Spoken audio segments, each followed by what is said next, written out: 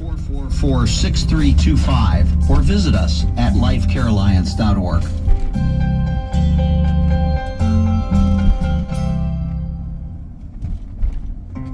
I'm a firefighter. A teacher. I'm a farmer. I'm a barber. A waitress. A mom. We're all part of your community. Every day we move in and out of each other's busy lives. It's easy to take for granted all the little moments that make up our everyday. Some are good, others not so much. But that's life. It's when you experience a moment of uncertainty. Something or someone's behavior that doesn't seem quite right. These are the moments to take a pause. Because if something doesn't feel right, it's probably not. It's not about paranoia Or being afraid.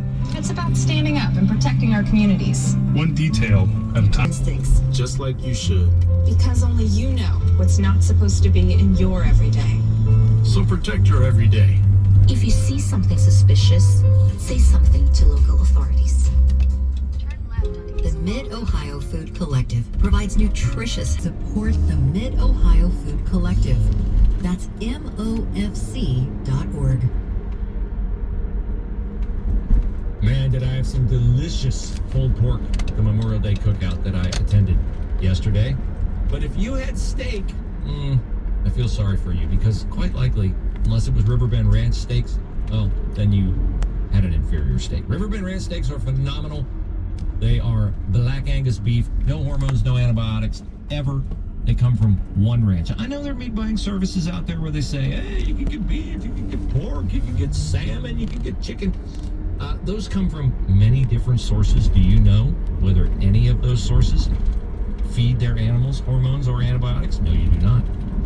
Can you be absolutely positively certain that the beef will be USDA Choice and Prime, the two highest grades that the USDA has? No, you will not. Oh, wait, you can be sure. If you go to riverbendranchsteaks.com/Bruce Hooley, order your bundle either every month or every other month. Find out more. riverbendranchsteaks.com/Bruce Hooley. That's riverbendranchsteaks.com/Bruce Hooley.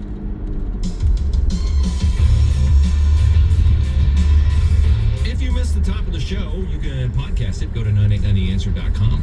Jeff will take out the commercials. The first entire segment, maybe even the first entire hour, most of it was about what played out today on the streets of Manhattan in New York City. And it was really, to me, as against conservatives. I said at the time it was unacceptable for people to riot, for people to break down a single barrier. It is not, of course, close to an accurate summary of what actually happened on January the 6th. I do not rule out the FBI being a part of, or operatives from the FBI or some government agency stoking some of the criminal activity that we saw that day. And it is an informed liberal influencer saying, oh, cops died on January the 6th. No, they didn't. No, they didn't.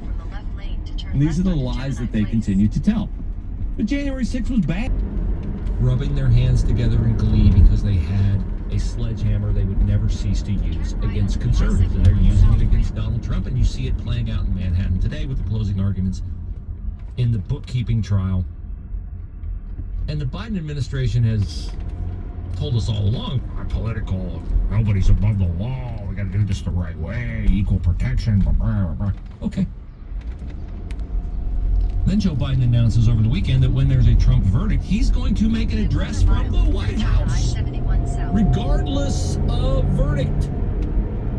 If it's a hung jury, Joe Biden's going to disparage the person on the jury. He's certainly not going to say the American jury system is a great system, unparalleled in the world. They heard all the evidence, and Donald Trump was not convicted, and so we all have to move on with our lives and respect the system. He's not going to say that. Most likely he knows he's going to